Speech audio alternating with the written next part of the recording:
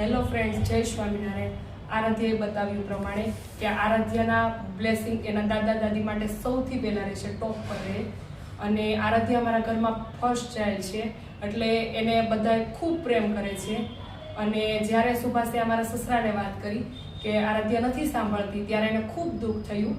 અને એણે ઘરમાં કોઈને બતાવ્યું પણ નહીં કે આરાધ્યા નથી સાંભળતી. કોઈની સાથે વાત પણ શેર ન કરી. મારા નણંદ હતા, મારા દિયર હતા અને મારા સાસુ પણ હતા, પણ કોઈ સાથે વાત શેર ન કરી. પોતે અંદર પોતાના હૃદયમાં જ આ વાત રાખીને પોતે દુઃખી થયા કર્યા અને ટેન્શન લીધા કર્યા. અને 2 દિવસ સુધી એને વાત નહોતી શેર કરી.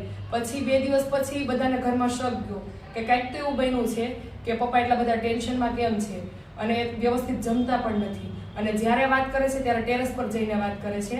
અને થતું એવું કે સુભાષ જોડે જ્યારે વાત કરતા ત્યારે ટેરેસ પર જઈને વાત કરતા હતા ને વારંવાર ફોન કરતા હતા. પછી મારા સસરા બધાને વાત કહે છે કે આરાધ્યા નથી સાંભળતી, વાત ત્યારે બતાવે છે.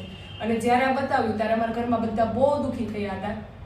અને પછી અમારી સાથે એ લોકો વાત પણ નહોતા કરી શકતા, નજરે નહોતા મેળવી શકતા, એવી કન્ડિશન ઊભી થઈ. અને પછી ત્યારે આ બાજુ એવી સિચ્યુએશન ક્રિએટ થઈ કે અમારે જે ડૉક્ટરને મળવા જવાનું હતું એ ડૉક્ટર હાજર ન હતા, કેમ કે દિવાળી વેકેશન પર જતા રહ્યા ને ત્યારે દિવાળી ફેસ્ટિવલ આવવાનું હતું એટલે. અને પછી ત્યારે મારા સસરાનો ફોન આવ્યો ને એણે એમને એમ વાત કરી કે તમે થોડા સમય આવી જાઓ, કેમ કે અમે તો ત્યાં આવી શકીએ તેમ નથી, આરાધ્યાને લઈને થોડો સમય આવી જાઓ. એટલે અમે લોકો પછી આરાધ્યાને લઈને ત્યાં જવા માટે નીકળી ગયા. અને પછી શું થયું એ જોવા માટે તમે અમારો નેક્સ્ટ વિડીયો જુઓ, લાઈક કરો, શેર કરો અને ઇન્સ્ટાની બાયોમાં લિંક આપેલી છે ત્યાં જઈને સબસ્ક્રાઈબ